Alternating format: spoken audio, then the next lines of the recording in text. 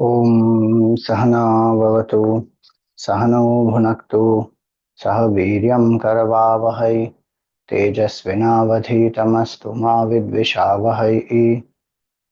ओम शांति शांति शांति। ओम सदाशिवसमारंभां शंकराचार्यमध्यमाम् अस्मदाचार्यपर्यन्तां वन्दे गुरुपरम्पराम्। श्रुतिस्मृतिपुराणानाम् आलयं करुणालयं नमामि भगवत्पादं शङ्करं लोकशङ्करम्। शङ्करं शङ्कराचार्यं केशवं बादरायणं सूत्रभाष्यकृतौ वन्दे भगवन्तौ पुनः पुनः। वसुदेवसुतं देवं कंसचाणूरमर्दनं देवकी परमानन्दं कृष्णं वन्दे जगद्गुरुम्। समस्त जन कल्याणे निरतं करुणामयं नमामि चिन्मयं देवं सद्गुरुं ब्रह्म विद्वरम्। Hरि Om, salutations to all. So we are seeing the qualities of a devotee. These are qualities of a devotee who is one with Bhagwan. Shankaracharya ji says these are qualities of a devotee who has renounced, who has worshipped through the path of the formless and realized oneness with Bhagwan. So it is also sannyasi lakshan, not only bhakta lakshan. See, that is what he says here, that tasmat aparoksha upasakanam samyak darshana nishthanam sannyasinam tyakta sarvayeshanam adveshta sarvabhutanam ityadi dharma ugam sakshat amritatva karanam vakshyami iti pravartate. Which means this, that now he tells us the group of these qualities of those who are the worshippers of the imperishable and who have secured the right perception and who have renounced all desires. So it is not only bhakta who has worshipped the form, but it is also the worshipper of the formless. Earlier Bhagavan spoke about form and formless, and he said for the formless worshipper, if the person is attached to the body, kleshodhikatarastesham avyakta sakta chetasam, then they will attain lot of dukkha. But if they are not, they have worshipped Bhagavan, they are ready, they have surrendered, they have renounced the ego, contemplated on the self, then they exhibit the same qualities, adveshta sarvabhutanam maitra karuna evacha. A para bhakta, the bhakta who is one with Bhagavan, and a jnani who has realized the self, they both are one. So in this bhakti yoga, we should not think that these are qualities only of the worshipper of the form, and these are qualities of a devotee who has duality, that I am different, God is different. That also it can be taken up, because these are the qualities of the supreme devotee as well as the supreme renunciate. Both are one and the same, sannyasi. Worshipper of the form, worshipper of the formless, whichever appeals to us. As sadhaks, we have to apply this by cultivating these qualities. Then what will one attain? Same state, oneness with Bhagavan. Whether through bhakti marg or through jnana marg, ultimately one will come to that. So we had seen the 13th shloka, adveshta sarvabhutanam, one who has no dvesha towards all the living beings, who is friendly, maitri he has, who has karuna for those who are suffering, who goes and even helps. Nirmama, who has no attachments. Nirahankara, free from ego. Akhandanand Maharaj says beautifully that दो अक्षर की मृत्यु है mama और तीन अक्षर का अमृत है निर्ममा. If you see in Chitta Prajna Lakshan also it comes, 71st shloka it comes. Nirmamo nirahankaraha sashantimadi gacchati. Same here, nirmamo nirahankaraha samadukha sukha kshami. So, no attachment towards anything, anyone, any situation, no sense of ego. One says, I am only a, either one says, I am Brahman, self, non doer, or I am a Nimitta, Bhagavan is a Karta. Nirmamo nirahankaraha. Then, Samadukha Sukha, who is equanimous in Sukha and in Dukha. Again, this equanimity is a very important quality because when the mind gets disturbed, the energies get dissipated and the stamina to contemplate, meditate, to keep the mind on the Bhagavad Bhav is not there. So one should cultivate that equanimity. How? Bhakta will cultivate through prasada buddhi. Whatever comes is Bhagavan's kripa. I learn to accept it and respond as per my kartavya, my duty. Acceptance is not approval. Acceptance does not mean complacency. That okay, whatever comes, we just keep accepting, no reaction at all. Anybody can say anything, anybody can do anything. No, no. Instead of being in a resistance mode, denial mode, accept this has come. Now, how to respond to it appropriately? So instead of asking why, the attention shifts to how to deal with this now. One can say why to understand the cause, but why this happened to me, this should not have happened, this is not correct. That kind of a denial mode, that is not required because that just becomes a waste of time, energy. Some business loss has happened, some accident has happened, or some any difficulty, or even any good thing. To know why this happened so that we learn from it is a different point. But to say that this should not have happened, this is not fair, and I don't accept it, I don't deserve this, that denial mode is sometimes natural in us. One has to get out of that soon. Because something has come only because of some karmic reason. Bhagavan is a karma phaladata. So with prasada buddhi, I learn to accept. Then I can deal with it. And finally, I am a nimitta, I am only an instrument. Whatever has to happen by will of Bhagavan, it will happen. So I learn to accept things as they come. Nirmamo nirahankaraha. Samadukha sukha. That's how one can be equanimous. This has come either through karma standpoint, I say nothing I will get which I don't deserve. Meaning everything is a result of cause and effect. Some karma in the past I have done, then it has come. It won't come otherwise. Sama dukkha sukha can be maintained even with karma siddhant. With bhakti, definitely, prasada buddhi. And if one anchors in jnana, then one says all this just comes and go. Agama paina anityaha. This comes, this goes. Tanti tikshasva. Bhagavan says in the second chapter, just bear it. And why to bear it? Because he says there only in the second chapter again, Saha amritatvaya kalpate, samadukha sukham dhiram, saha amritatvaya kalpate. That person is a wise person and is fit for immortality. And that's why here again, samadukha sukha. One can do that exercise for maybe a week, 10 days to just become alert. In a day, how many times does my mind lose its equanimity? And how much time is it able to maintain equanimity? Both we should know. We don't have to find only flaws. We should also compliment ourselves on sometimes situation has been difficult. I have dealt with it in a equanimous way. Then compliment. So note that also down.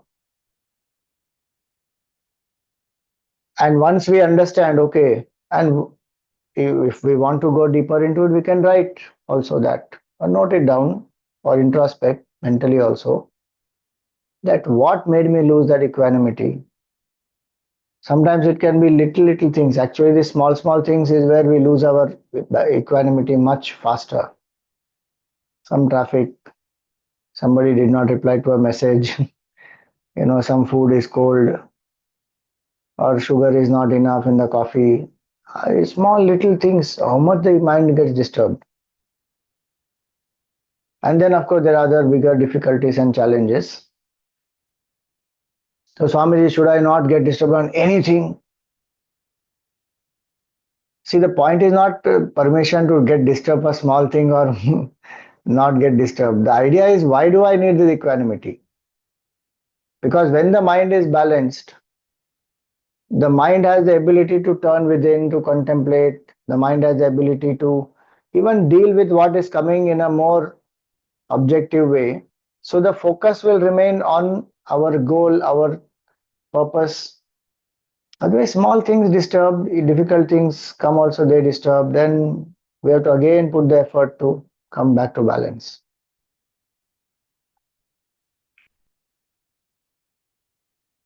There was a nice story of Gautam Buddha and Ananda. So Gautam Buddha and Ananda, they are going crossing a forest, and it's hot in the afternoon. Buddha felt very thirsty and there is no water source in sight. So Anand climbs up the tree and he sees, oh, there is a lake. Not a lake actually, a small pond. Huh? There's a pond. And so he is very happy and he says, Master, you please wait here. I will go and come. So now he goes, and as he goes there, he's about to take some water. There's a bullock cart that passes through. Now, when the bullock cart passes through that lake, so that lake has got in the pond. This pond is small. It has got disturbed.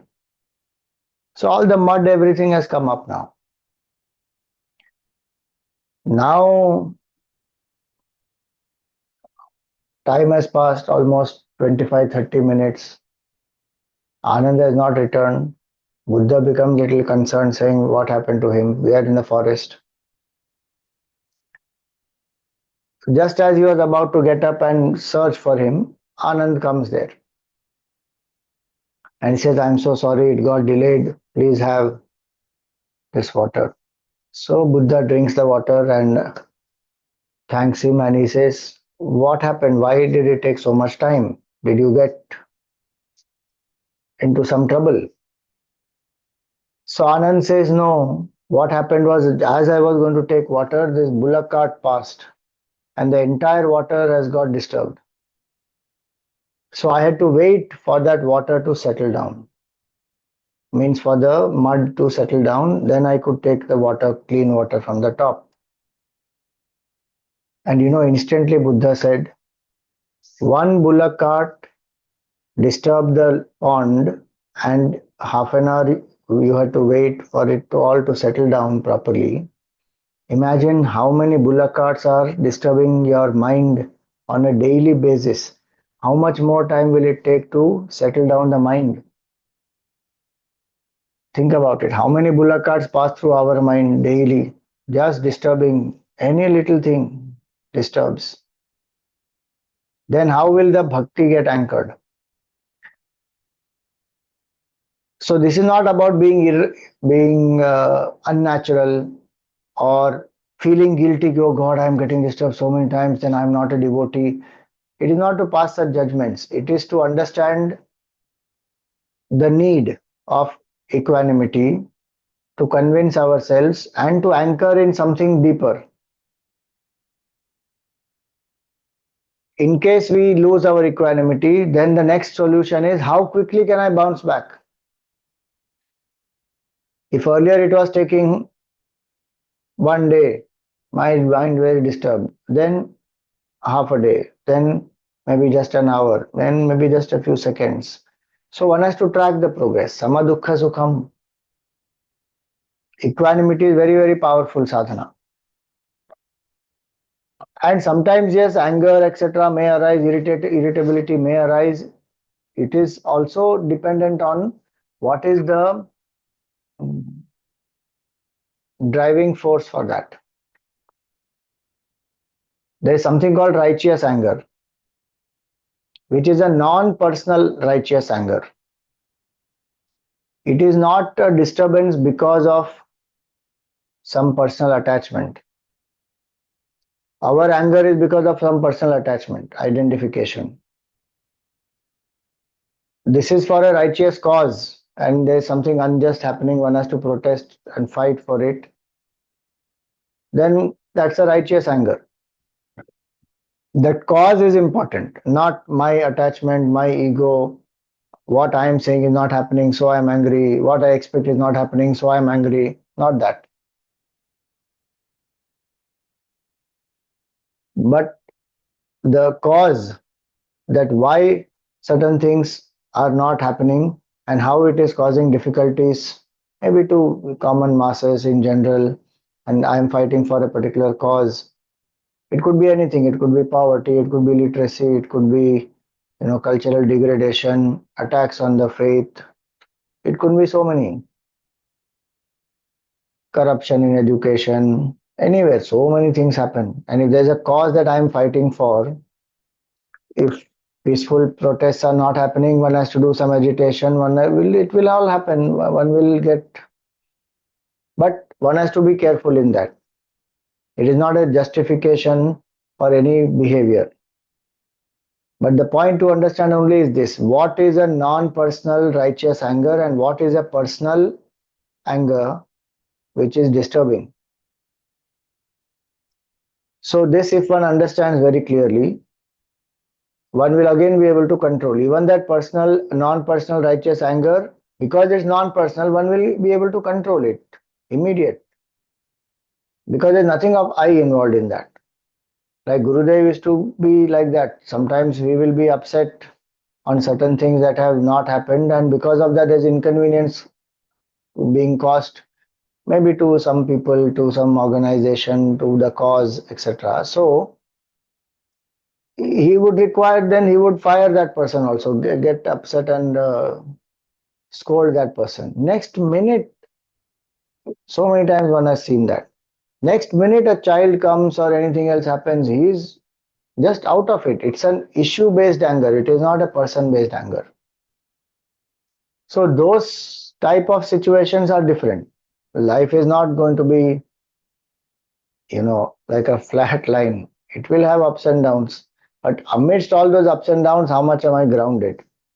And my bhakti and nididhyasan, my connection to Bhagavan does not get cut. So here is a bhakta, samadukha sukham, who is equanimous in pleasure and pain, in joy and sorrow. The word kham in Sanskrit means space. Sukham means good space. Duhu means dur, means bad space. Dur is bad, and then kham, space. So the heart, which is inspired, which is happy, which is, feeling excited, joy, positive emotions are there. So the space, heart space is good. And dukkham, the heart is feeling misery, sorrow, pain, hurt, anger, and dukkham. So that space has got polluted. So Sanskrit is beautiful in that way. The very word will have the deeper meaning.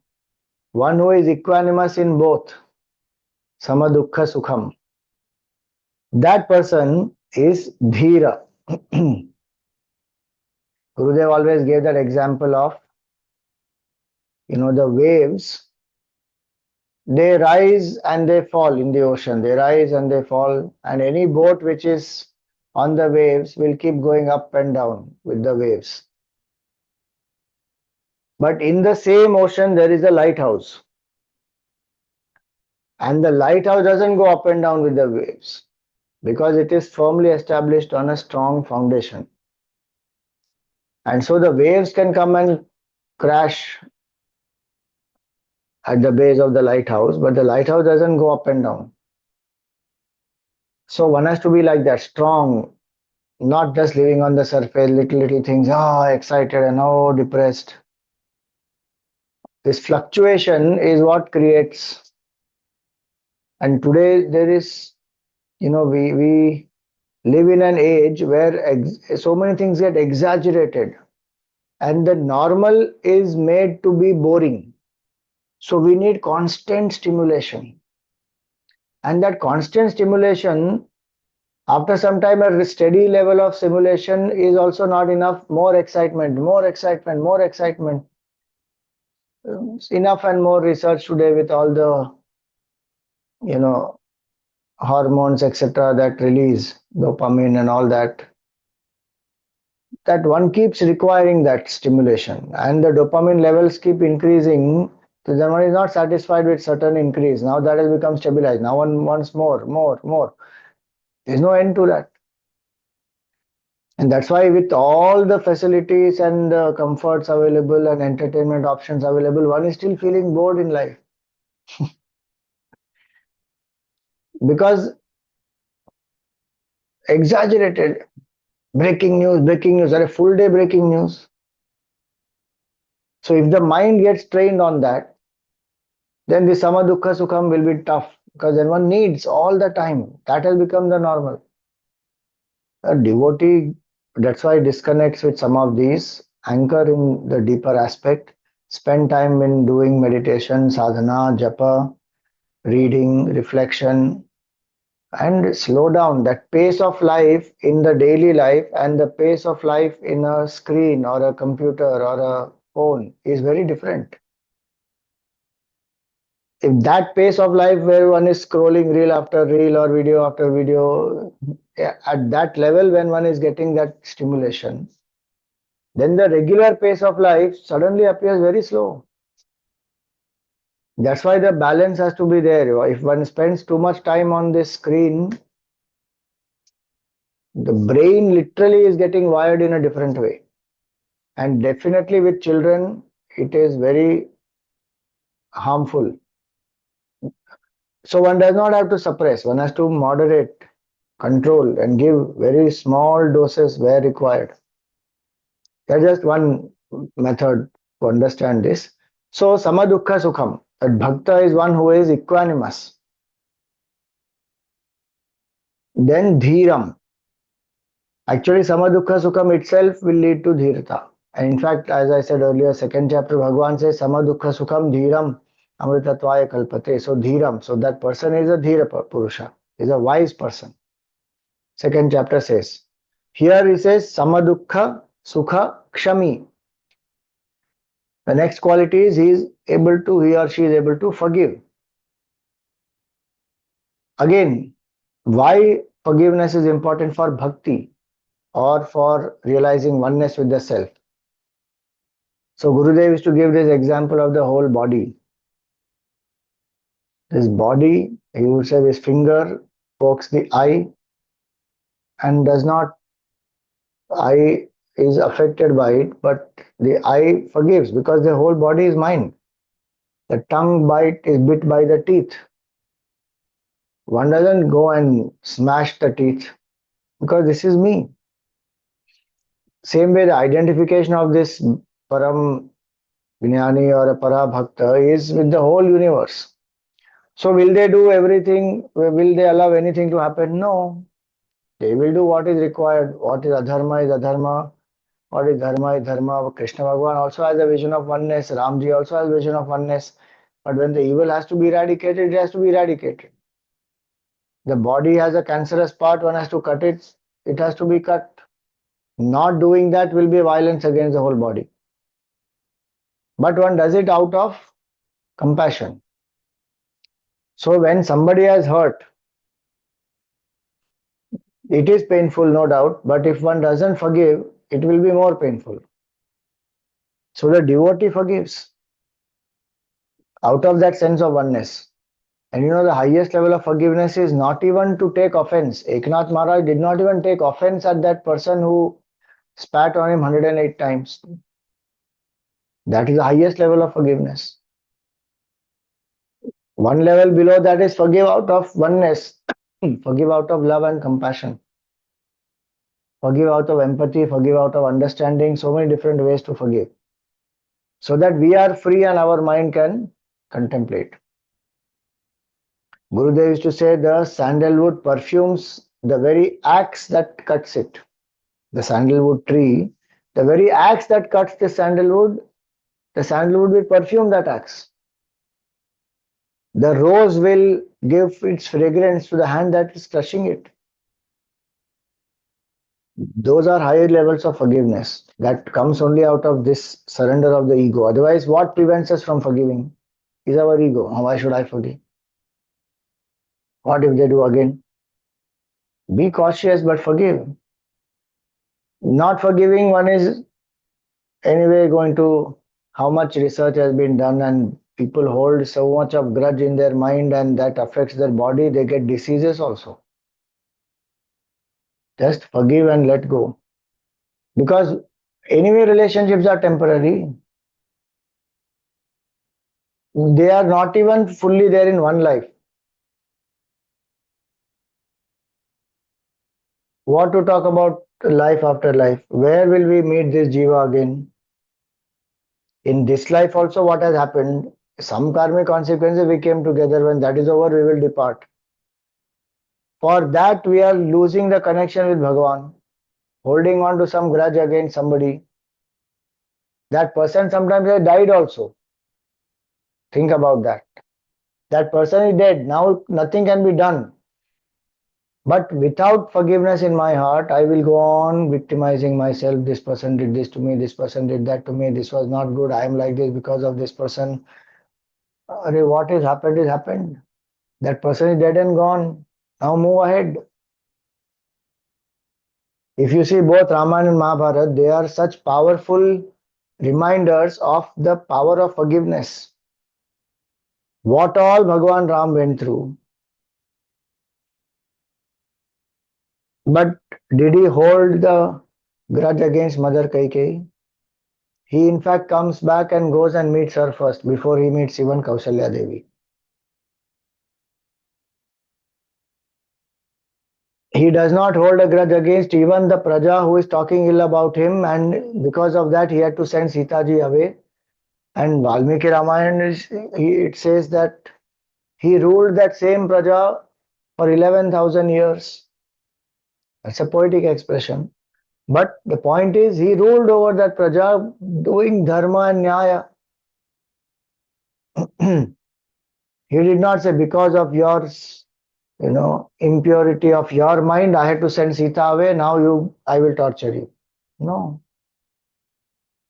Even Mahabharata, if you see what all Pandavas have gone through, and they are ready to just adjust, saying, just give us 5 villages. Now think about all that, because their priority is very different. Dharma, Brahma, Bhagavan, Sakshatkar, these are the priorities. If one wants to fight, one will fight for other things. They could have fought for land, for kingdom, for avenging the insult, for revenge. They could have fought for any of that, but they said, forgive, forgive, forgive, leave. Not required. Not that they were not capable of fighting. They were capable. Sometimes people forgive out of cowardice because they can't fight. And that is not what is being said here. Where one has to fight, one has to fight.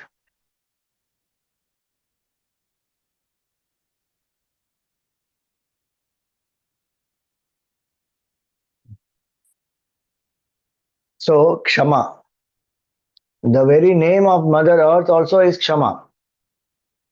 In fact, in Ramayana, Bhagwan Ram is compared to Mother Earth in forgiveness. That he is like Mother Earth in the quality of forgiveness, because every day we step on the earth, and yet the earth bears us quietly. So, forgiveness is to free ourselves, and forgiveness is a quality of the strong. One should never think those people who are forgiving are weak. Coward cannot forgive. Weak mind cannot forgive, because to let go of any pain or hurt requires courage, it requires heroism. And not to have a grudge against that person after forgiving. And not to even keep telling that person, look, I've forgiven you, okay? Not to even keep reminding, forgive and forget. It's over, done with. Mind looks ahead. That can happen when there is an inspiring goal. If I don't have an inspiring goal, then I am stuck in petty things, holding some grudges, victimizing myself, or whenever I see that person getting disturbed, how does it matter? If the mind has a higher purpose, then these things will not bother. But if the mind doesn't have, just look at the amount of time Duryodhan and all of them spent in just thinking of how to pull down the Pandavas. And no matter what they did, Pandavas always were one, they were able to handle it positively and make the best of their life. Why? Because they are anchored in bhakti, in sharanagati, in dharma. And so if you see both Bhagavan Ram, Pandavas, even many other people, one who forgets is able to rise higher. They are not losers. And if it comes to fighting, one has to fight. To defend, one has to defend. No problem. But one should also know when not to forgive. In the sense, when one has to be ruthless, one has to be ruthless. That lesson one has to learn when to forgive and when not to forgive. And when not to forgive without holding a grudge, that is a spiritual sadhana. See that Ghori, when he came here, Nayaki Devi, great queen from India in Gujarat, she defeated him. She should have killed him, but she let go. Same way did Prithviraj Chauhan. He left that Ghazni.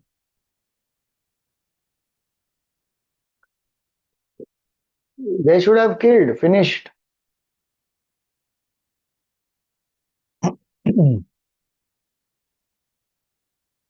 If that does not happen, the enemy comes back and again attacks, again kills so many more people. So in certain cases, one has to be ruthless and finish, but no dvesha inside. That's what Mahabharata also shows. That's what Ramayana also shows. Bhagavan is telling Arjun to finish the enemy now. Same way, Bhagavan Ram disarms this Ravan, gives him an opportunity to again repent and rectify. He doesn't, so he kills him. So where to forgive and where not to forgive, one has to be clear. And if I'm not forgiving, then it has to be only for a righteous cause, not personally not forgiving. It has to be for a righteous cause. Then what has to be done as a duty has to be done. So, Bhakta must have that vivek and clarity. Samadukha Sukha Kshami. Then he says the next shloka. Santushta satatam yogi yatatma dridha nischayah mayyarpitamano buddhihi yo madbhakta same priyaha. So the devotee or a sannyasi is santushtaha, very content in life. Gurudev always said, a contented life sparkles with joy. Today we have so many facilities with us, still contentment is not there, so joy is not there. And one always thinks if I am contented, I can't progress. Contentment is sattva guna, one will progress a lot. Content people are happy people. They complain less, they crib less, they are not, even people are happy with content people. People are not happy with complainers, people who go on cribbing, gossiping, backbiting, feeling insecure. The people will run from them. And enough research has been done now to show how contentment is a quality required even to be successful in the world. Because from contentment, my contented mind only great ideas also come. Innovative thoughts come. Insecure mind can't do all that. So here we are talking about highest bhakti. A mind which has no See, contentment with who I am and what I have. Two types of contentment. If I'm content with the person I am, and yes, there may be mistakes I'm making, or there may be some things I need to improve, weaknesses are there, but I'm content as a whole because I see myself as a full, complete individual who has many good qualities also. And there are weaknesses which I'm on the path to improve. So one has self-love, one is contented with oneself. That is contentment with who I am. Then contented with what I have. Bhagwan has blessed. Sometimes people have so much and still they are so unhappy. And there are some people who have very less and they're very happy, content with what they have. So in each one contentment value, the definition differs for them. But in a bhakta, why this is important? Bhakta is not greedy. Bhakta is very happy with minimum. In fact, for bhakta, minimalism is a natural way of life. Too many things one wastes too much energy in protecting, preserving, maintaining, then hiring people to maintain it. Oh, bapre. Then we have to work double hour to pay them. This goes on. There's no end to it.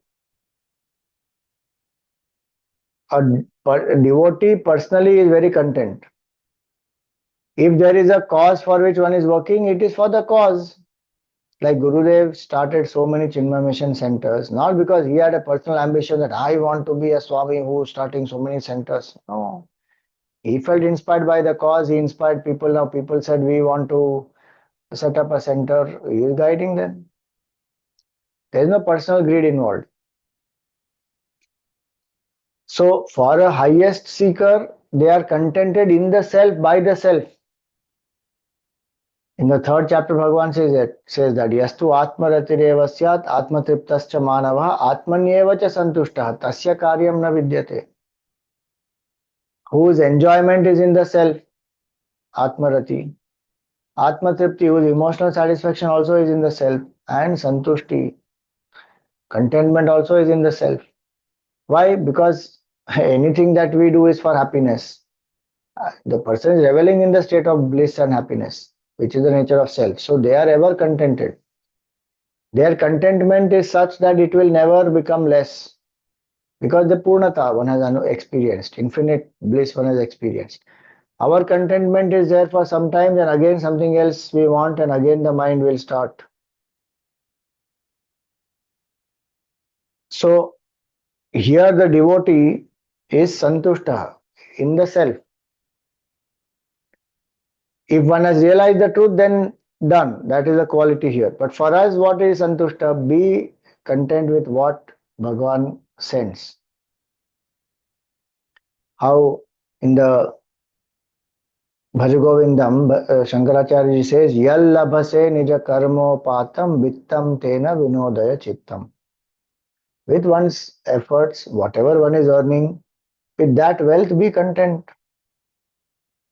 Because the goal, see, there may be duties towards family, children, spouse, parents, other, relatives, whatever. So one has to work hard, one has to attain some money, all that one may do. But if one is doing that out of the bhav that I am serving Bhagavan through all this, then one will be content. Even if one is working hard, that becomes karma yoga. Sometimes what happens is one is working hard, one is doing everything, one is helping others also and taking care of the duties, but one is dissatisfied inside. Sometimes even one has personal ambition and achieve certain things. Sometimes doesn't achieve certain things. What was expected one does below or from there. If I am content with my quality that I am giving the best, then contentment will be there. Whether I reach there or not, eventually somewhere I reach. Why should I be discontent? From level A, I have come to level C. Maybe I expected D. Eventually I will reach D. If I'm content with the fact that I am putting my best in this situation, this best I could do, and I did, then be content with that. Or a result will come when it has to come. Bhakta thinks like that. Society may or may not think like that. They may judge, they may say anything, doesn't matter. Because each one must operate out of their level of understanding and conviction. They have that level, some of them. Some of them may be supportive to us also and help us to lift our vision. So it depends on many factors. But if I have this attitude that I am doing my best, am I contented with my effort? And if I could do better, let me think I can do better next time. No problem. If somebody says, ki, okay, you did this much and then this, if you had done this, you would have got there. Okay, learn from it and move ahead. There's nothing to feel lesser about it. So, contentment with who I am, contentment with what I have, contentment about the efforts that I am putting, are they best or not? If these three are there, one's life will be happy. And one will keep progressing also out of joy, out of contentment, not out of insecurity, greed, uncontrolled ambition for proving something to people, to obtain somebody's validation. That is not required. One is happy with who one is and progressing. Our hearts are empty, na? That's why we want to fill it with so many things unnecessary. And heart will be full with bhakti. Heart will be full with sadhana. Heart will be full with experiencing quietude. Peace, santosha. Tushyati means to be satisfied. Santushyati, one who is satisfied with what life has brought. Samyak tushyati. So, Gurudev always said this. You will be happy and contented till you need nothing. What a nice quote it is. You will be blessed if you need nothing until you have it. So that's the quote. You will be blessed if you need nothing until you have it. That's the state of the Jivan Muktas. They need nothing. If life brings, it brings. Anayas. That will come ahead also. But for personal validation or feeling good about myself, I need this, then I feel good. That they don't have. They're very content. And if you say little more deeper, if we want to go, if there is a bhakta who doesn't have ambition or externalities, because there is deep sense of feeling to be one with Bhagavan, there is nothing wrong with that. One should never feel, oh, look at the other people, they have so much of ambition, and they are able to achieve so much in life. I don't have any ambition only.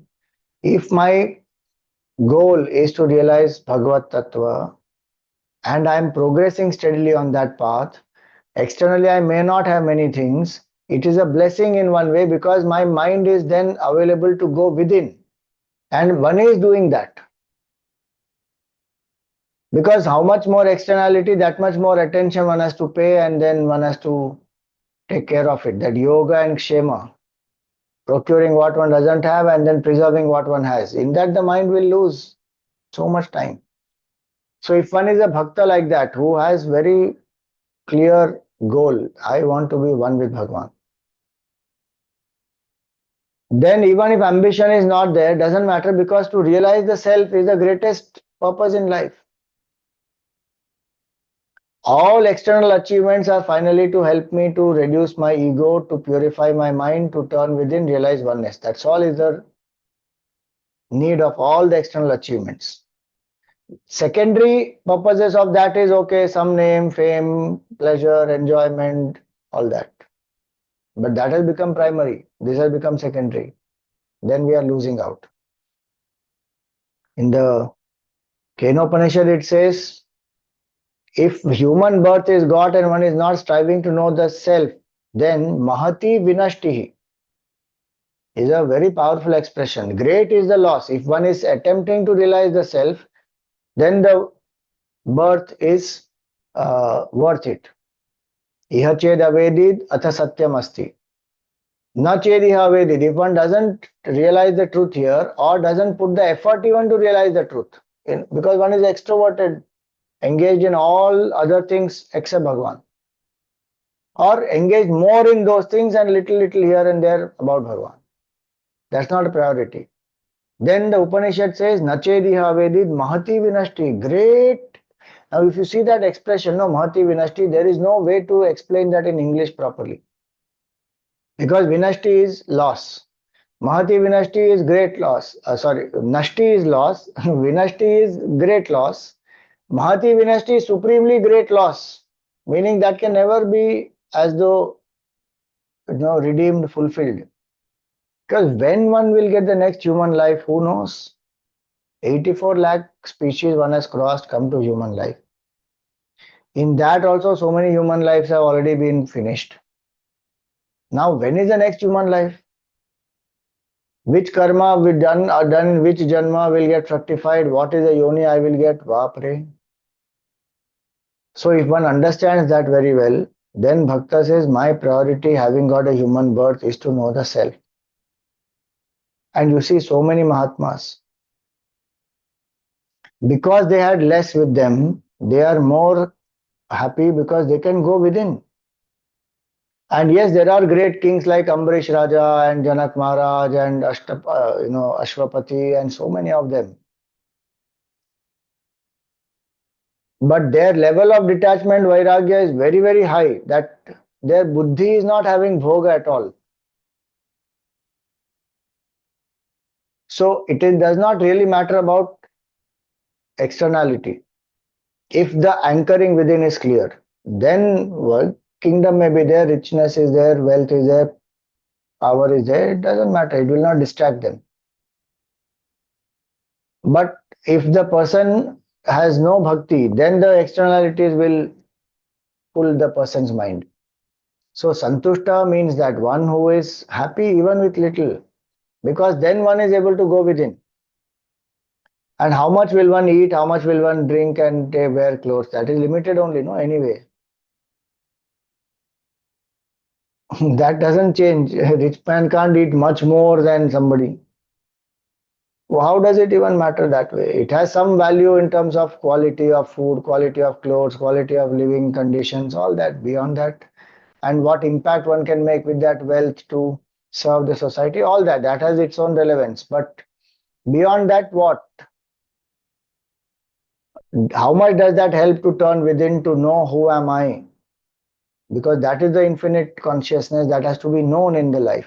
Except that if that focus is not there, then no matter what I have achieved, it's a big loss as per the Upanishads.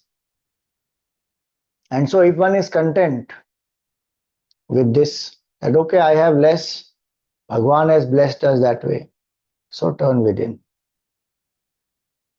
Again, I'm saying, as a duty, if I need to have some work, ambition, achieve something, achieve, but do it in seva of Bhagwan only. That all this Bhagwan only has sent. I'm serving Bhagwan. Nothing for I. Then santushta, very contented. And really, that contentment will help us to progress very deep in sadhana. Because discontentment will not even help us to enjoy our sadhana. One will be dissatisfied with sadhana also. And sometimes people say that you be dissatisfied with sadhana, it will push you to do more sadhana, but that is not very progressive actually. One should be content that prasada buddhi comes even in this. Now, when Bhagavan said in the fourth step that whatever results come, one should accept that because it's coming from Bhagavan. So in sadhana also that applies. If one mala of japa one is doing, in that the mind was able to remain quiet for, let us say, out of 108 times, it was able to focus for 15 times, 20 times, 30 times, 40 times. Rest of the time it wandered. Doesn't matter. One is putting the best or not. Whenever it wanders, bring it back. Again it wanders, again bring it back. That is Abhyas Yoga.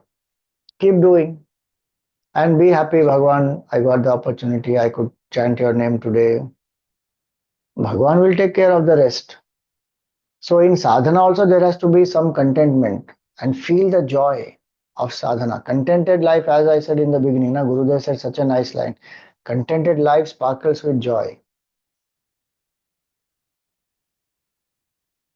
That contentment is a very powerful quality to settle down the mind. and to make us feel worthy, happy, peaceful. All this equanimity, etc., will come automatically then. The more equanimous I am, the more content I can be. The more content I am, more equanimous I can be. It will go together. So, santushtaha. One should find out what is the cause of asantosha in my life. Is there any asantosh? Oh, Swami ji, असंतोष तो बहुत है हमारे life में. This person is not properly behaving with me. That job promotion I am not getting. That is not happening. Sadhana is not going well.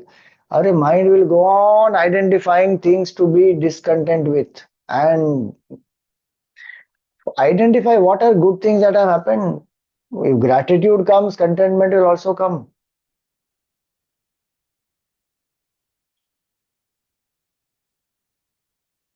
One day, one bhikshu came to the one king, and he had a small bowl which he has, one cloth he has put on that, and he brings that bowl.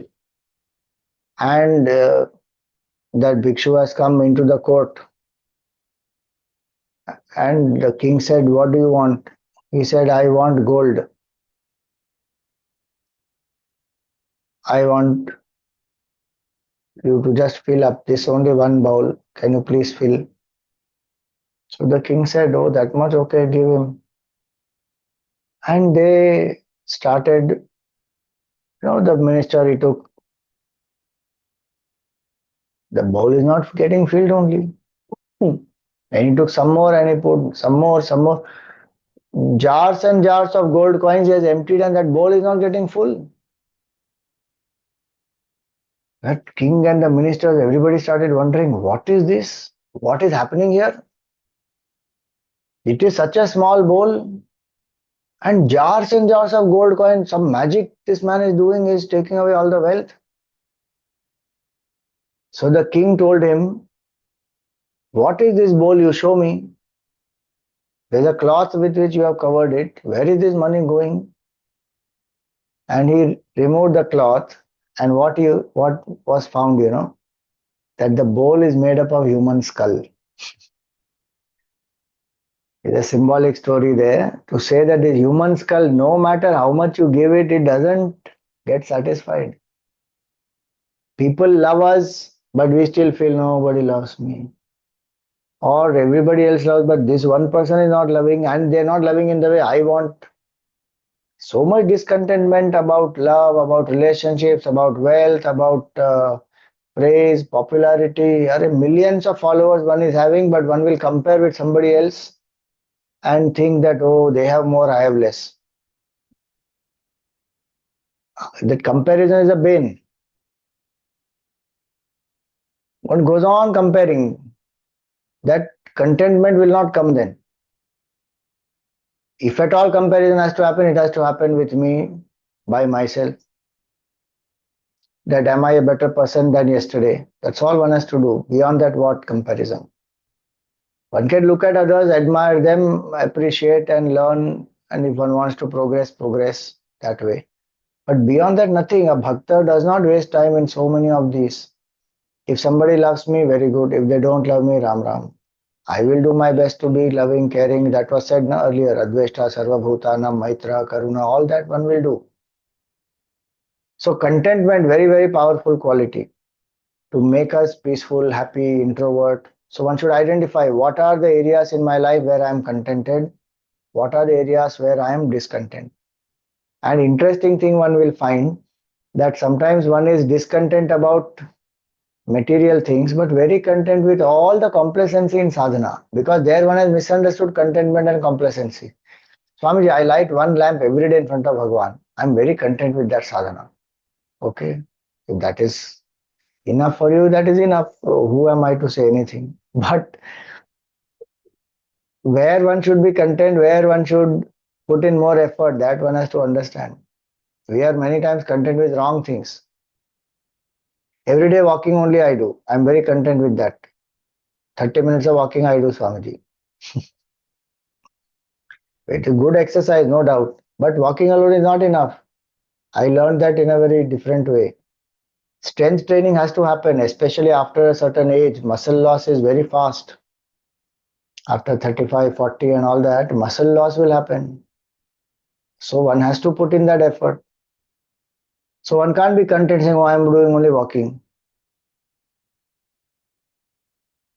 One has to find out, okay, this is not sufficient, then what is supposed to be done, and then put in that effort and be content with that.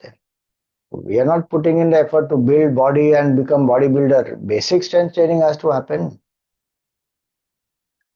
So the idea is, when we make a list, what am I content with, what am I discontent with, what are the causes of the discontentment, can I substitute that and be content and feel happy?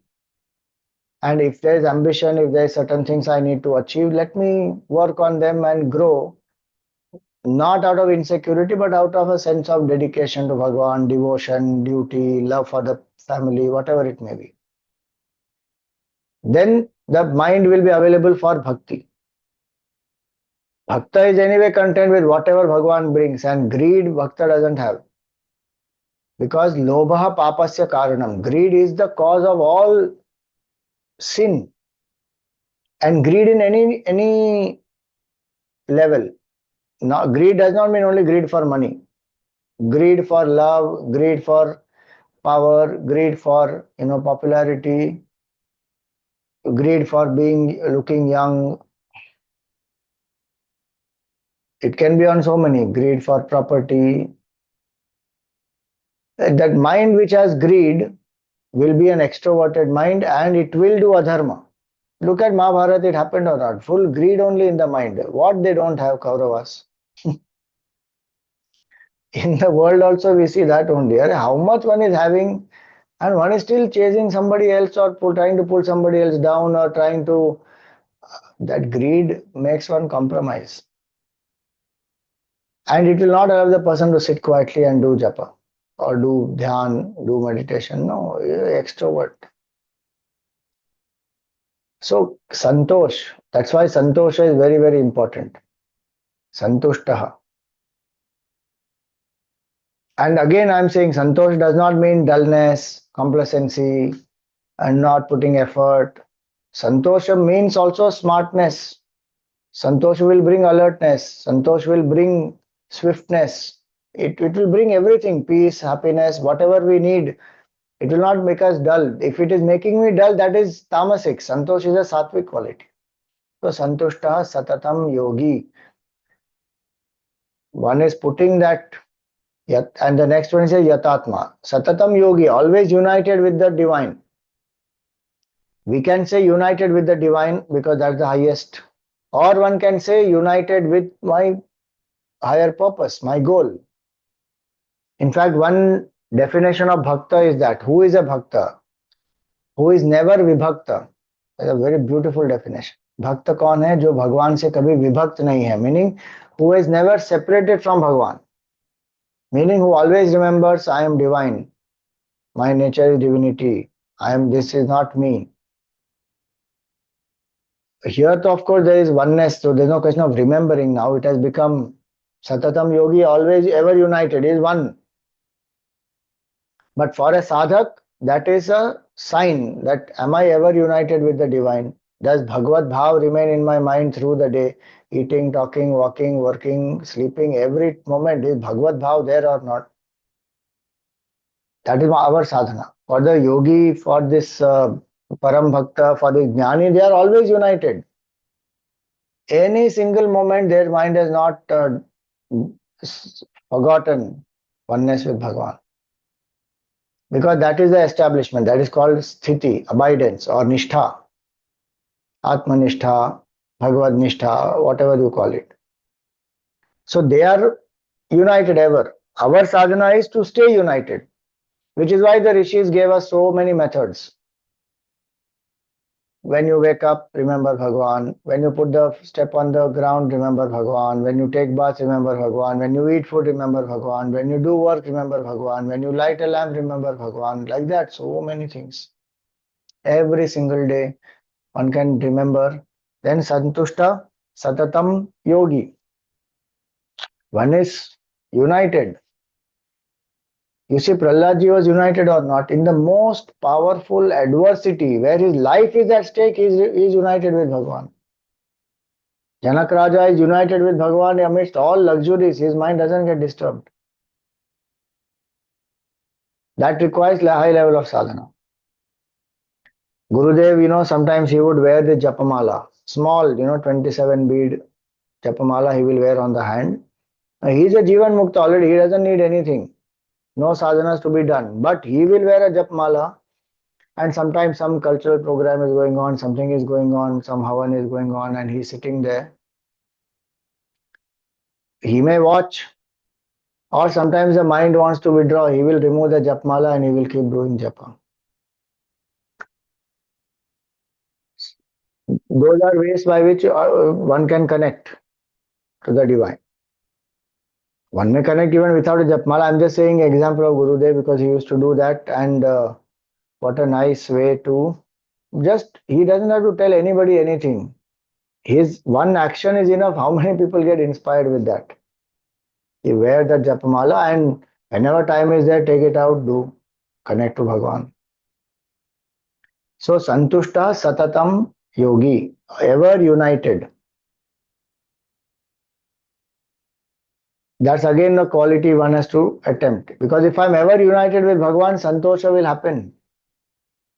The moment I identify with that which is incomplete, Asantosh will start. Think about it. Do we have any sense of dissatisfaction when we are in deep sleep? When we are in absorbed state of work? When we are in something grand we have seen in nature and we have forgotten ourselves in that magnanimity and the glory of that nature? When we are in samadhi, when we are under chloroform, none of those times we have a sense of dissatisfaction. Why? Because the identification with the limited is not there. This yogi is united with the unlimited, so it is not there.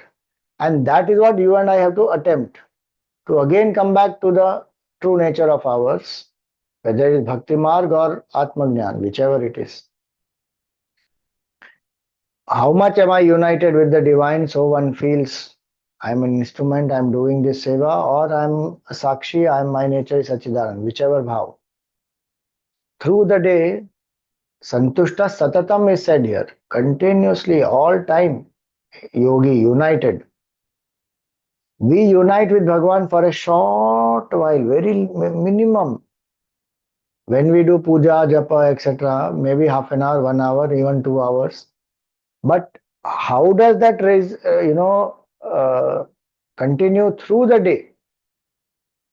That is very important. That in each, the first part of the day or whatever time one is doing the sadhana, that is only meant to be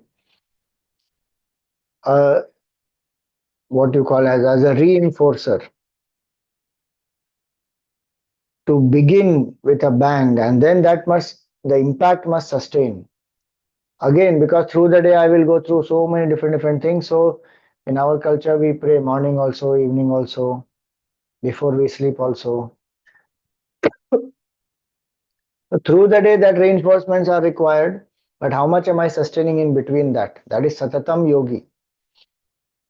And today there are so many methods to do. Put a reminder every 1 hour that reminds that I am a devotee. I am doing this for Bhagwan. Whatever you want to put it there. I am Sachidananda Swarup Atma. Take a mantra break or take a bhakti break, whatever you like. So Satatam Yogi, Santushta Satatam Yogi. Yatatma, who is self-controlled. Many people think a bhakta is one who, Swamiji, Bhakti Marg is very nice. Why? Because so nicely, you can do the Shringar of Bhagwan, then you can offer food and chappan bhog and nice music and nice, flowers and agarbatti and decoration. Wow. People think that bhakti is a license to indulge and enjoy. At one level, okay, one has to train the senses, and so it is easier for them to at least divinize the senses. But look at this, what he says here. Bhakta is one who is self-controlled. Because bhakti requires me to turn within. If I can't live in self-control, I know I don't have any sense control. Eat anything, talk anything, drink anything. Bhakti can't be developed. So if somebody thinks, no, no, bhakti doesn't require any qualification, this jnana marg, Swamiji, they have vivek, vairagya, shatka sampati, mumukshutvam, very difficult. भक्ति तो बस सिर्फ भजन करो भगवान का और जो चाहे खाओ क्यों जाहि विधि राखे राम ताहि विधि रहिए ईट ड्रिंक बी मेरी अरे जाहि विधि राखे राम ताहि विधि रहिए doesn't mean that. It means live in self control, do the sadhana, then whatever happens is Bhagwan's ichha, that's all it means. But today in the name of bhakti, my God, what all goes on happening, such lavish forms of enjoyment in the name of bhakti. Are Yatatma is written here. Control, simplicity, turn within, feel the divinity within. That is required. How much externality one will get more and more into. If somebody is absolutely, you know, extrovert and all that, and then for them this is one way because they can't sit quietly, then do all this so that at least the senses are divinized. Otherwise, it is only a the form is required only that much which will help me to turn within. Beyond that, how much and Shringar, etc., one can do. You look at so many great masters, how was their bhakti? Mirabai, did she spend so much time doing external alankar only, or she lived in self control? She is a queen, uh, married into the royal household and all that, but how simple she was. If you look at like that, so many Mahatmas, so many of these, Tukaram ji or Namdev ji or Janabai, Sakhubai, how simple they were and how much self-control. So these are qualities of a bhakta. Simplicity, self-control. One doesn't want to, because bhoga vritti will make me extrovert, yoga vritti will turn me within. One wants to unite. Now, yoga vritti has to be developed. How much bhoga one will do? And in the point is that vritti. Point is not about whether one is, so it doesn't mean bhakti, one should not enjoy. If somebody gives some nice prasad or you want to make prasad for Bhagwan, whatever Bhagwan likes, we offer. But one is living in self-control. That is the most important point.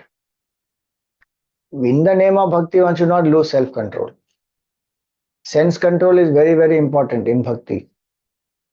And only then, even Nam Japa and all the other sadhanas will fructify properly. If sense control is not there, the punya generated by all the bhakti sadhana will go away by indulgence.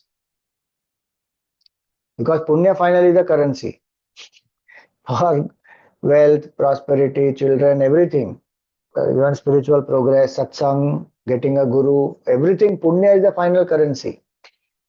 And sadhana will generate punya also, generate peace of mind, sattva guna, all that.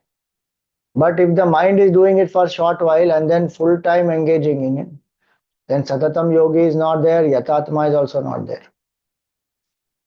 So if one is a Grahasthi, controlled indulgence, if one is a sannyasi, no indulgence. Whatever comes, one eats, one takes. That also necessary and dharmic and helpful in sadhana, that only, otherwise out. So, Santushtaha, Satatam Yogi, Yatatma, Tapon Maharaj. So somebody gave one full tokery of sweets. Very famous incident, some of you may know.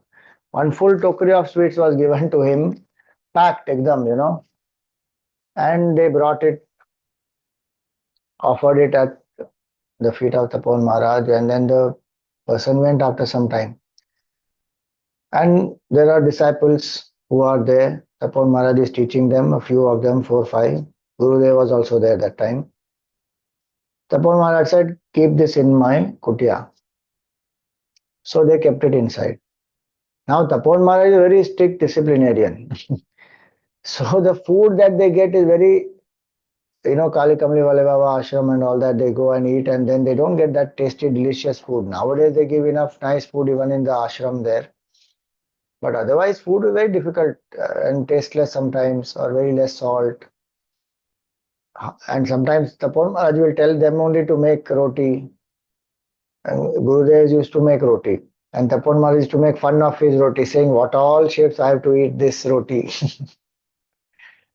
So they are eagerly waiting. One day Tapan Maharaj will give, today afternoon, today evening, tomorrow morning. Like that, 3 days passed. Sweet is not coming. And the mind is getting disturbed with that. "Arey, look at this guru, he's eating sweet all by himself. He's not giving us, what a hypocrite he is. He is enjoying, he's not allowing us to enjoy." And you know, some people actually left Tapan Maharaj also because of that. After they left, Tapan Maharaj called Gurudev and he said, "Go inside, bring that basket of sweets." And they brought. That whole basket is not even opened. And it has anyway got rotten. 3 days it was outside. He says, "Go and offer this in the Ganga." Now just imagine that mind of Tapan Maharaj, what vairagya and what level of santushti and yatatma, self-control, doesn't bother. Tokri of sweets is there, it is there. And he had to teach a lesson, he taught. And some people left also. Look at the prarabdha. Such a great tapasvi like Tapan Maharaj, they left him. Why? Because they're doubting that he is sitting and eating inside. So yatatma, one has to be in self-control. Santushta satatam yogi yatatma dridha nischaya, who has firm conviction that I am one with Bhagavan. Meaning that is the experience. Satatam yogi and dridha nischaya in that sense is same. But otherwise, for a bhakta, it is, for a person who has not yet realized, it is firm conviction that I am only a devotee first and my path is this and this is my goal, to realize oneness with Bhagavan. Anything else may come on the way. It is only my sadhana, what I have to do, I will do. Rest I will avoid. Do the duty, reach the goal. Bas. That firm conviction is there. One doesn't have doubts about the goal, about the means, about one's ability to move ahead. Otherwise, any of the three can happen. Not clear what is my goal, who is this Bhagwan, what is this self, then Dhrida Nischay will not happen. Then Sadhya Nishtha it is called. One must have clarity about what is the goal, who is Bhagwan, what is my relationship, all that. Or what is the self, what is my nature, true nature, why I am not this. Whichever way, Bhakti Marg, Jnana Marg, firm conviction about the Sadhya, Dhrida Nischaya. Then what is my temperament? Based on that, I walk the path and have the nishtha in the sadhana, that if I am doing Nama Japa, it will lead me to Bhagavan. If I am doing Nididhyasan, it will lead me to Bhagavan. Anything, whatever, bhajan sadhana I am doing, puja I am doing, it will lead me to Bhagavan. One should not have any doubts about it or undermine it, this is very ordinary. No, no. Have that sadhana nishtha, dridha nischaya. And have the bhav that Bhagavan's grace is with me all the time. That is again dridha nischaya. I am walking the path. Making mistakes, learning, but walking, and Bhagavan is only taking me forward. That dridha nischaya, if it is there, then this is the quality of a great bhakta. If there is some doubt, so if there is some lack of confidence, surrender to Bhagavan and ask for guidance. Bhagavan will provide. So, satat hantushta satatam yogi yatatma dridha nischaya mayyarpita mano buddhihi, who has offered his mind and intellect to me. That we have seen earlier also. In the first level of sadhana we saw man mana bhava mad bhakta madhyaji,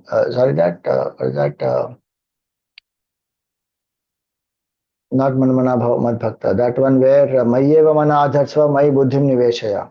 That first highest level of sadhana, surrender your mind to me, surrender your intellect to me. The same thing is here. So I'm not elaborating that. Mayyarpita mano buddhihi, who has surrendered the emotions and who values me as the supreme. So mana and buddhi. Yo mad bhakta same priya. Whoever is this bhakta is dearest to me. So this beautiful 14th verse. But today we will stop here.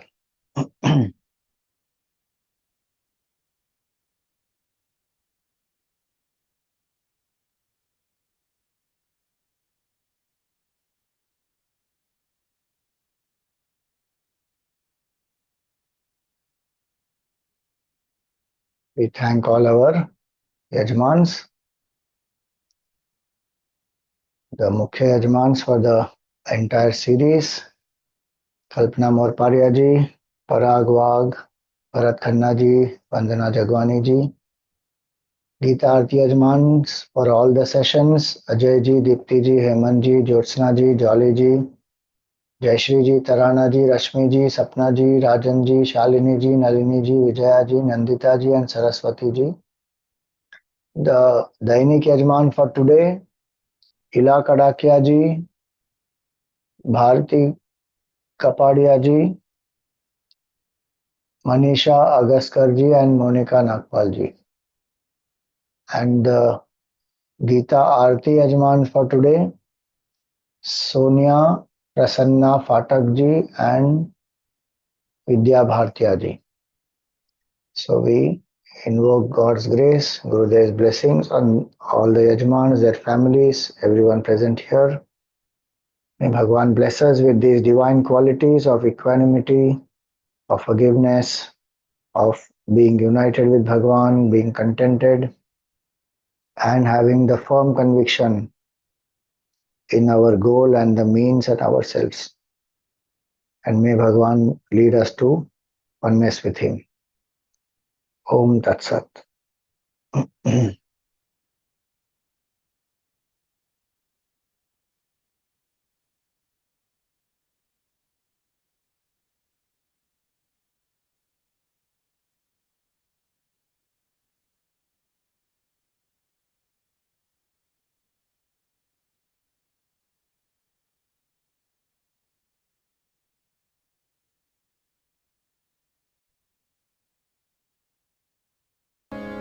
ॐ जय भगवद्गीते मैया जय भगवद्गीते हरिया कमल विहारिणि सुन्दर सुपुनीते ॐ जय भगवद्गीते कर्म सुमर्म प्रकाशिनि कामासक्तिहरा तत्त्वज्ञान विकास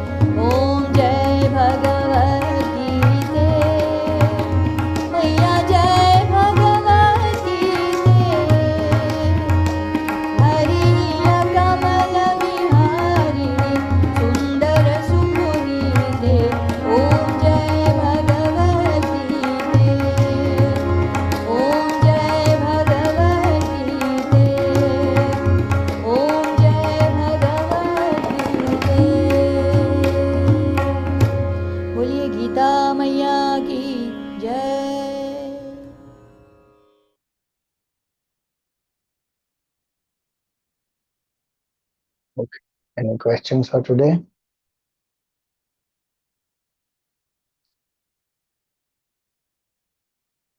Mm. Om Purnamada Purnamidam Purnat Purnamudachyate Purnasya Purnamadaya Purnameva Vashishyate. Om Shanti Shanti Shanti. Harihi Om Shri Gurubhyo Namaha. Harihi Om.